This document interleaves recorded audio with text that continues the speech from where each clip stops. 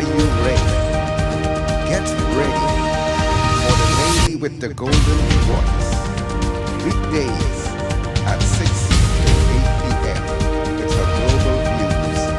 And on Sunday from 2 to 4 p.m. with her show called Amen. No further ado, here she is, the one and only Miss Juliet Henry.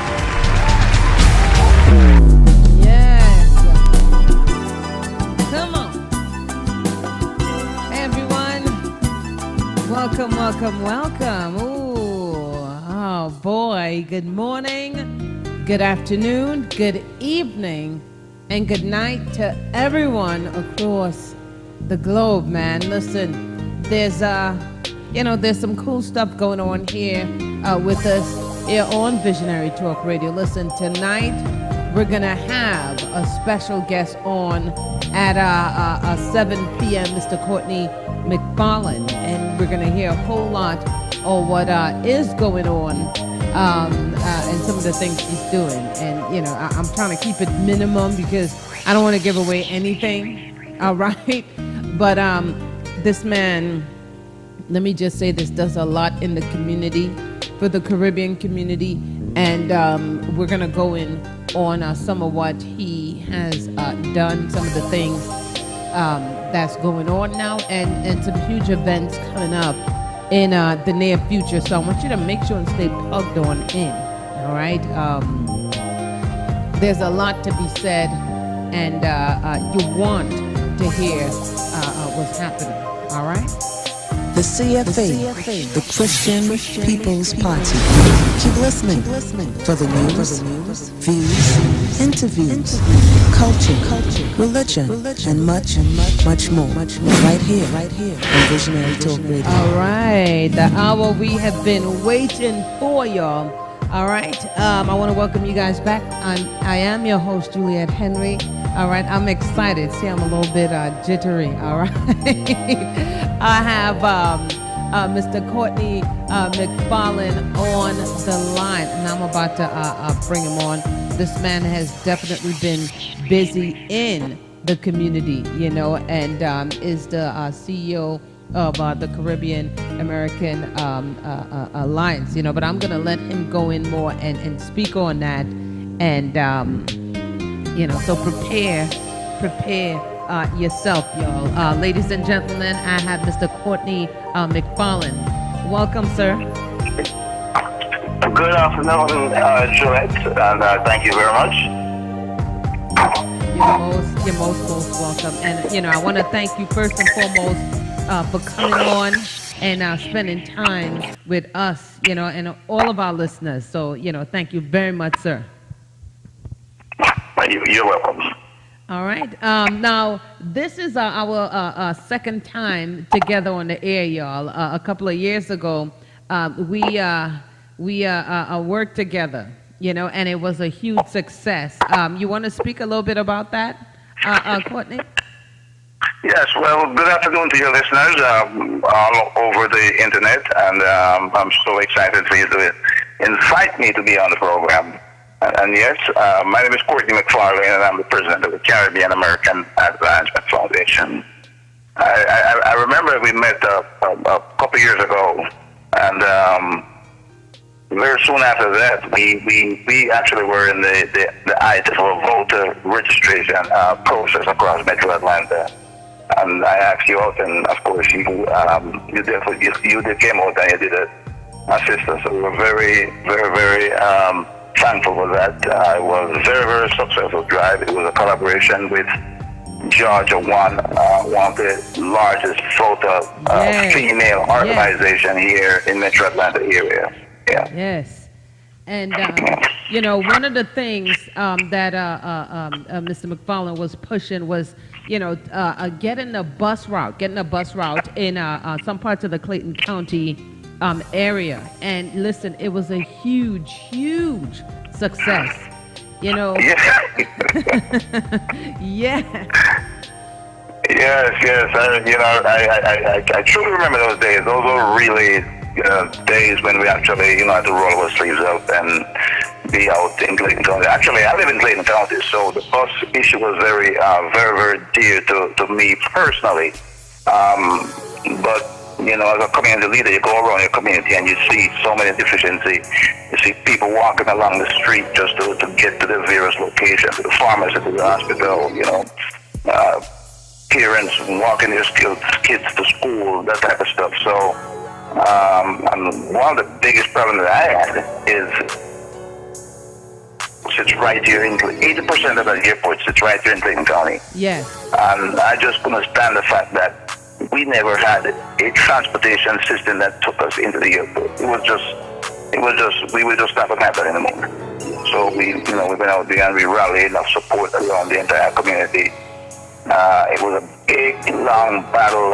It took us at least 2 elections really to get this done, you know. At first, when we went out there and we began to talk about transportation, there were folks here that were just coming up with all kind of excuses why we did not need a transportation system in Clayton County.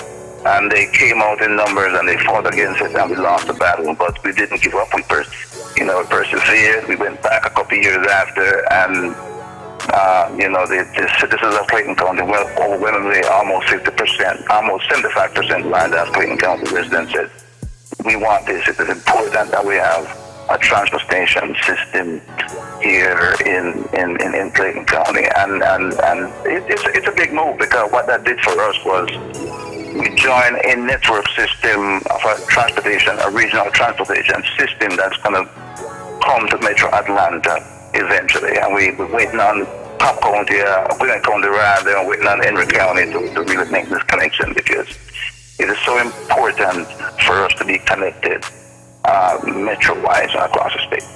Absolutely. You know, it does well economically, and it does well in every area, you know, and let me tell you something, this man, just watching him do his thing, man, it wore me out.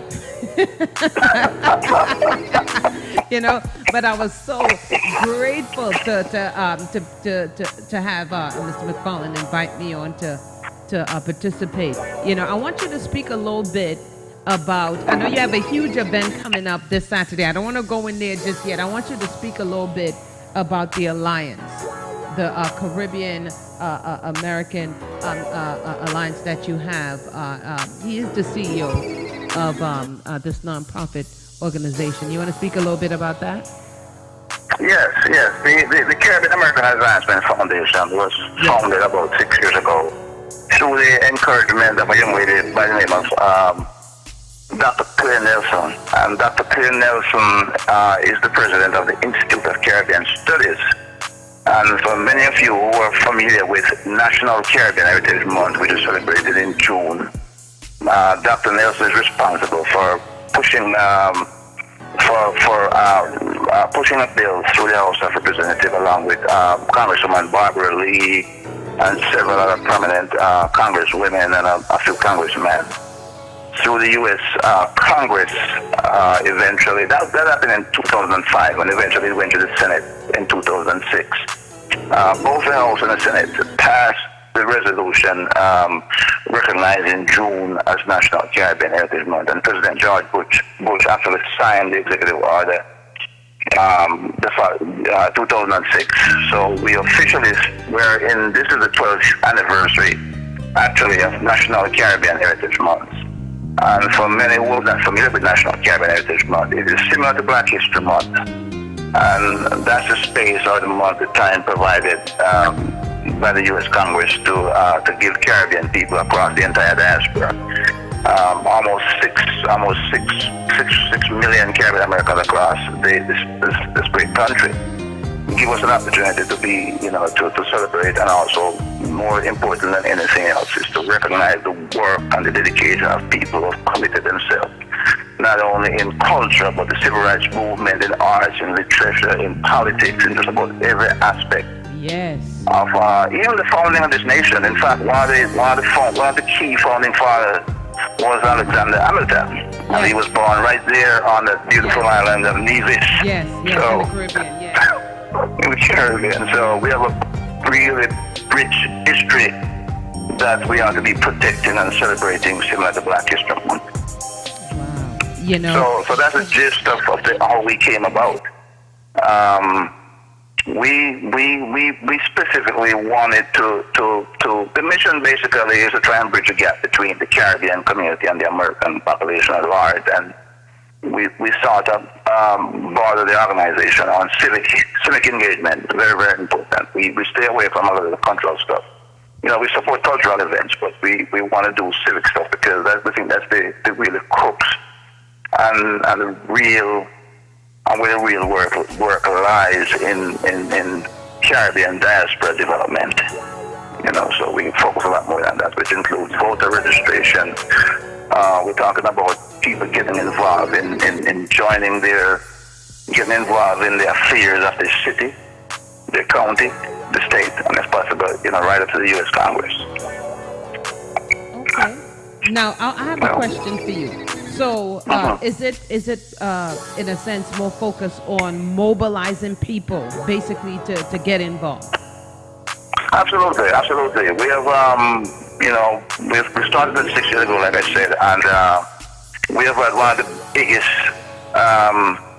biggest achievement. The Caribbean community has one of the biggest achievement. Last December, just before President Obama left office, he signed into law House Resolution 4939. And every single Caribbean person that is listening to me now should go on Google that resolution, House Resolution 4939. And for the first time in the history of the Caribbean, and the U.S. government, the United States government itself is actually engaging, is really positioned the Caribbean community to engage in conversation about regional issues and issues here in the diaspora. And they range from, you know, health, education, youth, economic development, business development, that type of stuff. So a lot of people don't know about it, but I was in Washington this June, and we were up there lobbying our congressmen and other congresswomen just to actually push for funding so that we can begin to actually develop some programs that would benefit not only the Caribbean region but also the Caribbean diaspora here, right here in America. Now, that's some powerful moves, y'all. Please take note of what's going on today. Could you just briefly explain to our listeners, because we have a lot of youths tuning in, and I love to make mention of that, what the diaspora is? Well, the diaspora, it first came about, you know, with the people of Israel and the Jews, you know, that were not living in Israel at the time. So it has become renowned now for just about every single people that is not living somewhere else. So being from the Caribbean, and being here in America, or let's just say we were in England or some other place, Argentina, then we'll be considered to be diasporans. So, of course, that applies to every single Caribbean person right here in the United States. So you're not home where you're in your place of birth, but you're living somewhere else. So you're considered to be a person of diaspora, descendant. Well said. You know, because we most certainly want everyone, not just the adults, to know what's going on. Because, brother, you are heavy, you know, and yes, you know, I watch what's going on online, and every so often, you know, we would communicate because he's a busy man. You know, we have so much going on as well. So to have him on the line to bring this thing out is huge.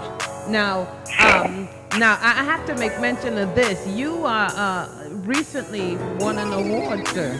You were recognized, and you know, I want to congratulate you. I certainly appreciate that. It's the Trinity Awards. Yes. In fact, I've been recognized a couple of times. You know, for the Trinity Award. So we certainly appreciate it. And I definitely want to give the Trinity Awards and Linda Harden, very, very, very busy young lady herself in the community, to, you know, working on non-profit issues. Right. No, you know, I had to mention that. And you know, Mr. McFarlane is such a gentleman, you know, but I have to bring it up because when you have someone pouring so much into the community for you, your children, and your generation to come, you know, you want to say, brother, thank you in the Lord. And you want to let it be known, hey, I see you, I recognize you. You see? You know, I want you to speak now, please, sir, about what's coming up this Saturday, huge event. Yeah, so I'm not only the president of the Caribbean American Advancement Foundation, but I'm also I belong to at least 2 or 3 organizations here in the Caribbean community, and one of those organizations is called Benevolent Missions of Atlanta. Yes. And our mission essentially is to harness the time and resources of the diaspora to help needy kids, elementary school kids back in Jamaica, and also kids here in the Atlanta region. The organization focuses on secondary education kids. Elementary school education back in Jamaica. And one of the criteria that we pick, that we use to really decide where would provide assistance is the Ministry of Education has divided the school system in Jamaica in 3 different regions, and we essentially pick one of the poorest schools that are in those areas. We have been into each areas already. I think this is our 5th or 6th project that we're working on down there. But we work closely with the Minister of Education in helping to identify the schools that are much needed than anything else. So this weekend, which is November the 18th, Benevolent Mission of Atlanta is hosting an education forum, and we have as the guest speaker the Senator, the Honorable Rural Reid, who is the Minister of Education. Oh, yes. Youth and also Information. And we also have Senator the Honorable Colonel Charles Jr., the Minister Minister of State and the Minister of National Security. So this event will be this Saturday, like I said, on November the 18th, and it will be at Clark Atlanta University from 10 a.m. to 1 p.m. So we'd love for the community to actually make an effort to come out. It's RSVP, but we still want you to call and give us an idea that you're coming out. In that way, we can definitely look out for you. For you there this Saturday, and you can call 404 if I can give these numbers. Oh, absolutely. Go ahead, sir. It's 404-307-7196 or 770-833-8179. The President, Ms. Gail Dunmill, will definitely welcome you at the event this Saturday. All right. So I want you to just pause right there, because I would like for you, when we come back, just to go in a little bit on what people could expect and so on. All right. So, okay. y'all, yes, we have Mr. Courtney McFarlane on the line. You want to stay locked on. Don't go anywhere. You're tuning in right here to Visionary Talk Radio.